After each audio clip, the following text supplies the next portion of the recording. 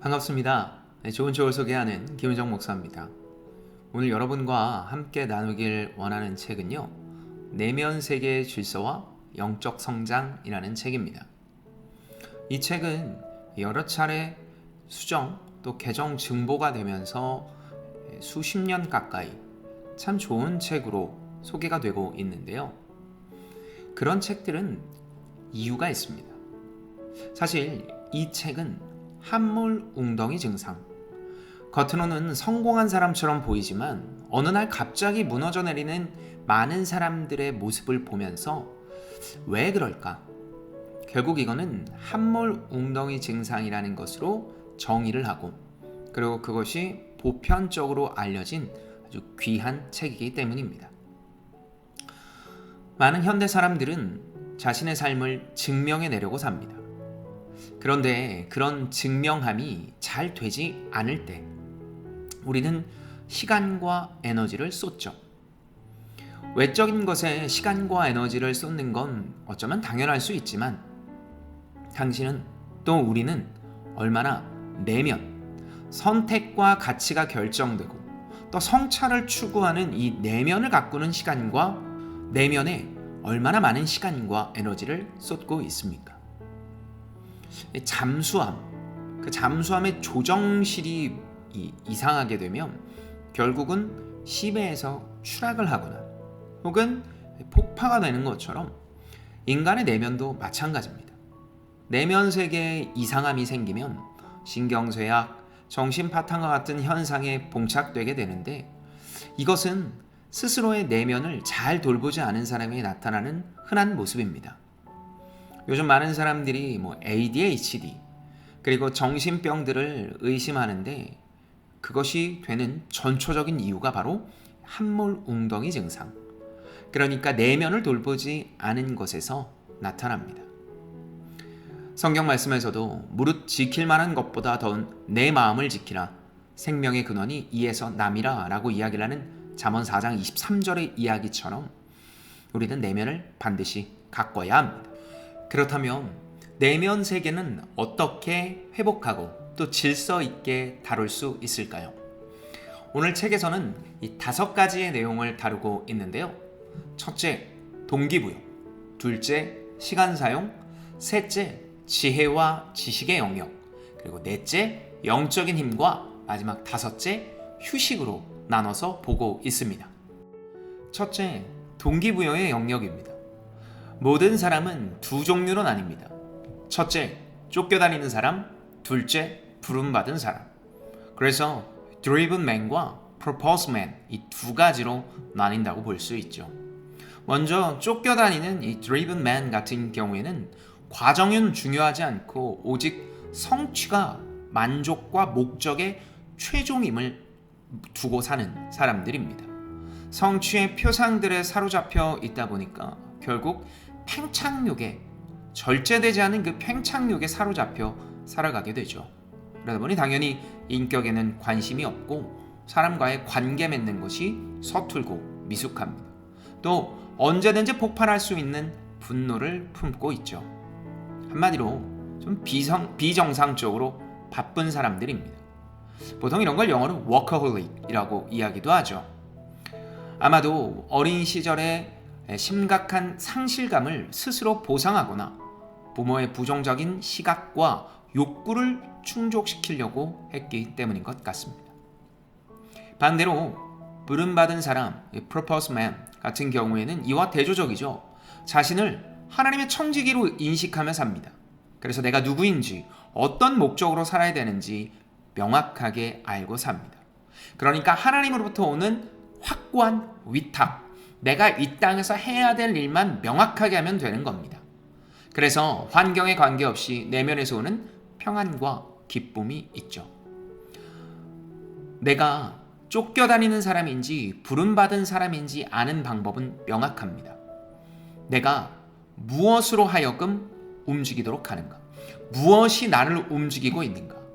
내 욕구인가? 아니면 하나님의 목적인가? 힘의 근원을 점검해 보아야 합니다. 둘째입니다. 시간 사용 계획이 중요합니다. 시간 사용에 대한 통제력을 잃어버린 사람의 내면은 무질서합니다.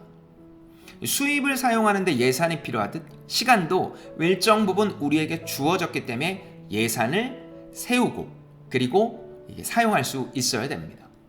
특별히 중요하지도 않은 급한 일들에 많이 소모하게 되는 모습을 보면 그것이 얼마나 필요하고 중요한 일인지 알 수 있습니다.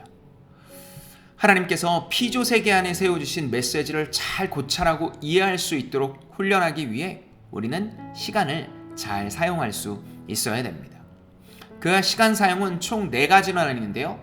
첫 번째, 급하고 중요한 일, 그리고 중요하나 급하진 않은 일, 중요하진 않지만 급한 일, 중요하지도 않고 급하지도 않은 일, 이 4가지로 삶의 패턴을 정해놓고 그리고 그것이 우선순위와 그리고 최우선순위 그리고 조금 덜 중요한 우선순위로 나눠서 시간을 배분해 버릇한다면 그리고 급하게 끼어드는 일을 뒤로 미루고 그리고 지금 처리해야 된다면 시간을 정해놓고 하는 모습들, 그것이 필요하다면 어느 순간에서나 시간의 사용과 내면을 잘 정리할 수 있으리라 생각합니다.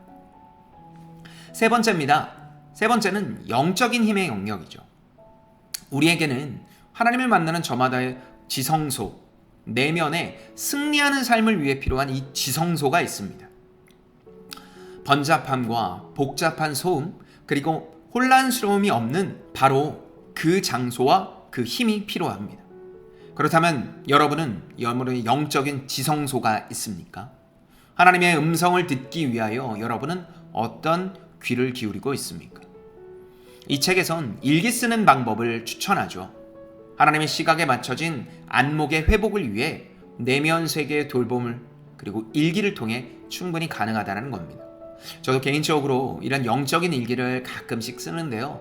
어느새 몇 년 동안 쓰여져 수백 편의 일기가 쓰여져 있습니다. 어려움, 힘듦, 그리고 의문스러웠던 것들을 적고 하나님 앞에 기도하는 모습은 어쩌면 하루를 점검하고 또 내일을 위해서 아주 귀하고 복된 시간이 아닐 수 없습니다. 마지막입니다. 마지막으로 내면 세계의 질서를 회복하고 관리하기 위해서 꼭 필요한 것이 있는데 그것이 바로 휴식입니다. 많은 사람들이 레저 생활을 즐기며 자신의 삶을 저녁이 있는 삶을 원하죠. 그런데 그걸 즐기면서도 피곤합니다. 왜냐하면 휴식의 개념이 잘못 설정되어져 있기 때문입니다. 특별히 우리 그리스도인은 안식이 필요합니다. 안식은 여가 이상의 휴식을 말하죠. 이 책에선 안식일적 휴식을 취해야 된다라고 이야기를 합니다. 안식은 바로 그것은 하나님의 리듬에 나를 맞추는 것이죠. 하나님의 리듬에 나를 맞춘다라는 건 진정한 휴식, 다시 말해 우리의 일상생활 중에서 정기적으로 멈춰서서 우리의 삶의 근거가 되는 진리와 헌신을 정리해야 된다는 뜻입니다. 그렇게 휴식과 고요함을 사려 있게 받아들이고 특별히 가족과 드리는 예배, 주일 예배가 아주 중요합니다. 하나님과의 관계 회복을 위해 깨어진 이 균형을 찾는 것에 적극적인 쉼이 선택되어져야 합니다. 그렇게 하루 특별히 주일날의 24시간은 온전히 쉴 수 있어야 됩니다. 그 쉰다라는 건 공부를 멈추고 일을 잠시 멈추고 하나님께서 나를 통해 어떻게 인도하실지 하루를 어떻게 기대할지 돌아보는 시간을 가져야 한다는 겁니다. 봉사나 헌신도 중요하지만 하나님께서 기억해야 될 것이 바로 이것이라고 이야기하십니다. 어떻습니까? 여러분의 삶에 있어 내면 세계를 다루는데 어떤 부분이 조금 부족한가요? 혹은 어떤 부분이 여러분의 삶에 잘 적용되어져 있습니까? 동기부여는 잘 되어져 있는지, 시간 사용은 잘 되어져 있는지, 또 지혜와 지식, 그리고 영적인, 그리고 휴식의 영역까지 이 5가지 부분을 잘 사용해서 내면 세계를 잘 다뤄갈 수 있는 우리들이 되었으면 좋겠습니다. 특히 한 해의 마무리가 되어져 가는 이 12월 여러분의 삶에 이 귀한 은혜가 있기를 이 말씀으로 그리고 이 책의 내용으로 온전히 회복되어지는 우리의 새해가 되기를 예수님의 이름으로 축복합니다. 그렇다면 다음 2022년 독서 모임 시즌2로 돌아오도록 하겠습니다.